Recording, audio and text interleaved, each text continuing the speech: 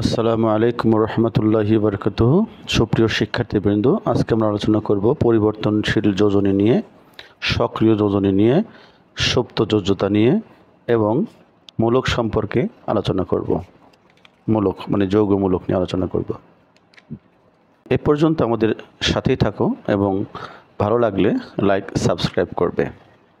পরিবর্তনশীল যোজনী একটি মৌল অপর মৌলের সাথে যে ভিন্ন ভিন্ন যোজনী সহ যৌগ গঠন করে সেই যোজনীকে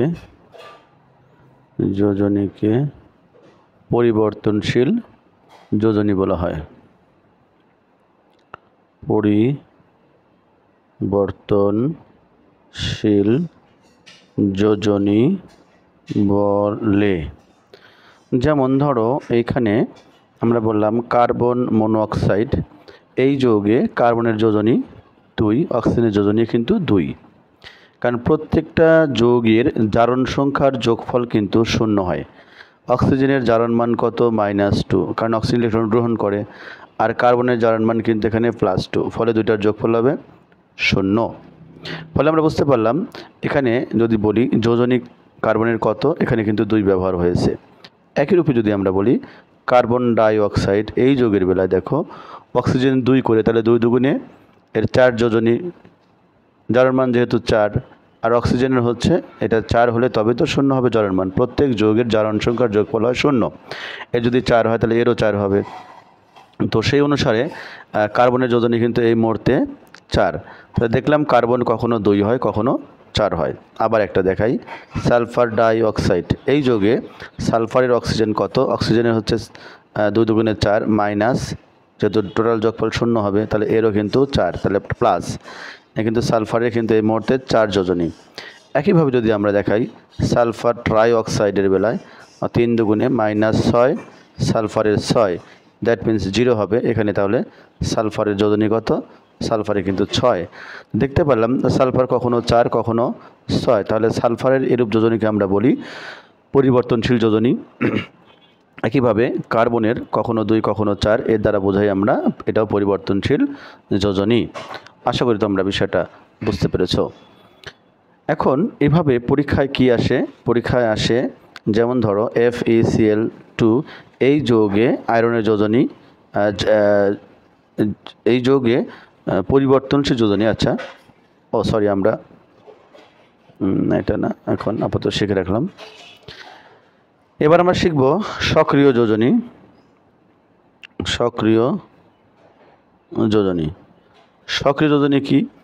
সক্রিয় যোজনী হচ্ছে কোন একটা যৌগের মধ্যে, কোনো যৌগে একটি মৌলের যে কয়টি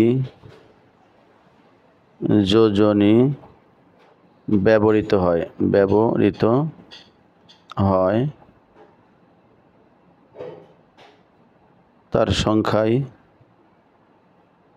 সক্রিয় যোজনী।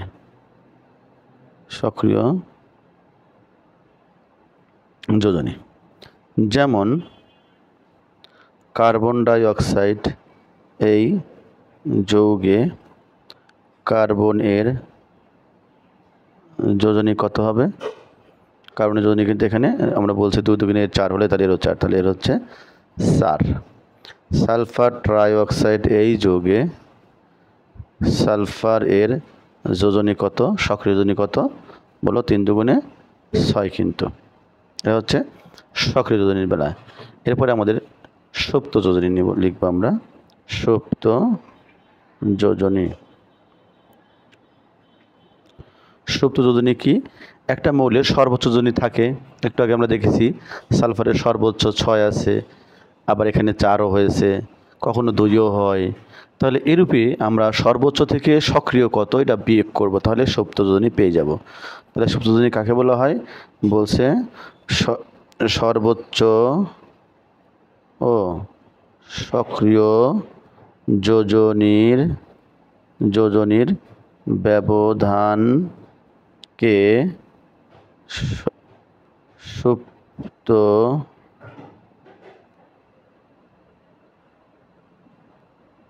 সুপ্ত যোজনী বলে। তার মানে এই যে সালফার ডাইঅক্সাইড যৌগে সালফার এর যোজনী কত আমরা জানি যে 4, কিন্তু সালফার এর সর্বোচ্চ যোজনী কত আমরা জানি 6। আমরা এটাও জানি যে সর্বোচ্চ বিয়োগ সক্রিয় সমান সমান কি যোজনী বলো তো? সুপ্ত যোজনী। সুপ্ত সমান সর্বোচ্চ বিয়োগ সক্রিয়, তাহলে কত হবে এখানে? সর্বোচ্চ আছে 6, সক্রিয় হচ্ছে 4 = 2। এটা হচ্ছে সুপ্ত যোজনী। আমরা বড় দেখাবো, যেমন বলা হচ্ছে সালফার ট্রাইঅক্সাইড এই যৌগে সালফারের সুপ্ত যোজনী কত? তখন কি করব? আমরা বলবো যে সালফার ট্রাইঅক্সাইড এই যৌগে সালফারের সুপ্ত যোজনী = সর্বোচ্চ বিয়োগ সক্রিয়। তো সর্বোচ্চ কত? 6, সক্রিয় কত? এই যৌগে 3 দুগুণে 6, আমরা জানি এটা 6, এটা 6, তাহলে 6, এটাও 6, তাহলে বিয়োগ করলে কত হবে? 0 হবে।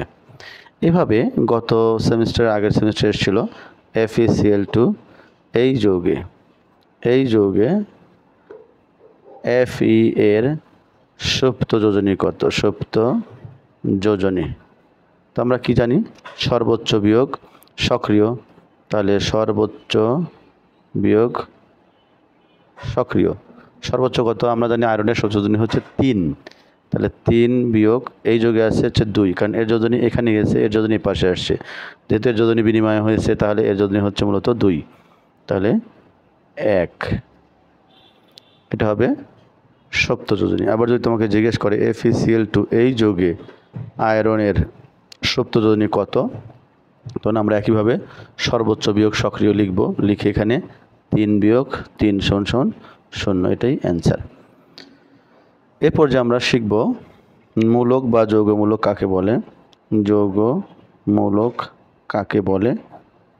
এই সংজ্ঞাটা ভালো ইম্পর্টেন্ট, মাঝে মাঝে আসে। তো আমরা তার আগে শিখে নিব NH4 একটি যৌগমূলক, SO4 একটি যৌগমূলক। দেখো এই যৌগমূলকটা তৈরি হয়েছে কিভাবে? দুটি ভিন্ন ভিন্ন মৌল আছে, দেখো দুটি ভিন্ন ভিন্ন মৌলের কতগুলো পরমাণু? 4টার একটা 5টা, মোট 5টা পরমাণু মিলে কিন্তু তৈরি হয়েছে। তাহলে দুটি ভিন্ন ভিন্ন 2 বা ততোধিক ভিন্ন ভিন্ন মৌলের কতগুলো পরমাণু মিলে যদি একটি পরমাণুর ন্যায় আচরণ করে, মানে আমরা যদি সোডিয়াম ক্লোরাইড লিখি তাও হয়, আবার যদি সোডিয়াম সালফেট লিখতাম তাও লবণ হয়।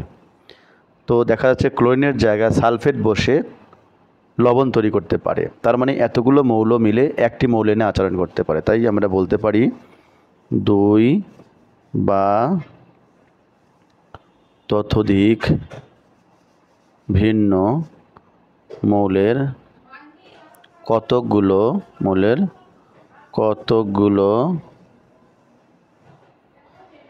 পরমাণু মিলে একটি পরমাণুর ন্যায় আচরণ করে এবং বিক্রিয়া শেষে অপরিবর্তিত থাকে, তবে এমন গুচ্ছকে যৌগমূলক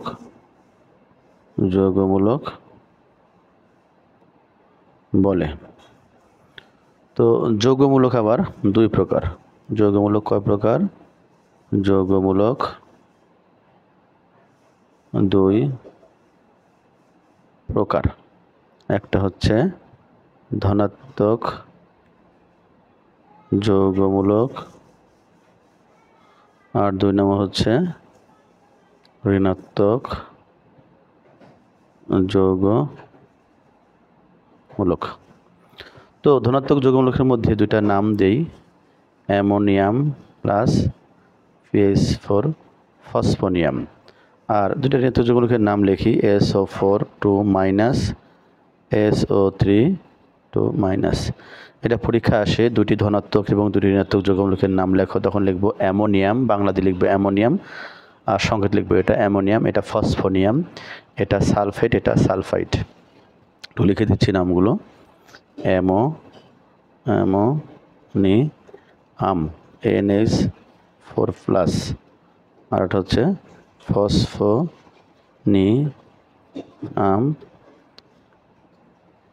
PH4 প্লাস। এরপরে আছে সালফেট SO4 2 মাইনাস, এবার সালফাইড SO3 2 মাইনাস। যদি ভালো লাগে অবশ্যই তোমরা লাইক সাবস্ক্রাইব করবে। ধন্যবাদ। আসসালামু আলাইকুম ওয়া রাহমাতুল্লাহি ওয়া বারাকাতুহু।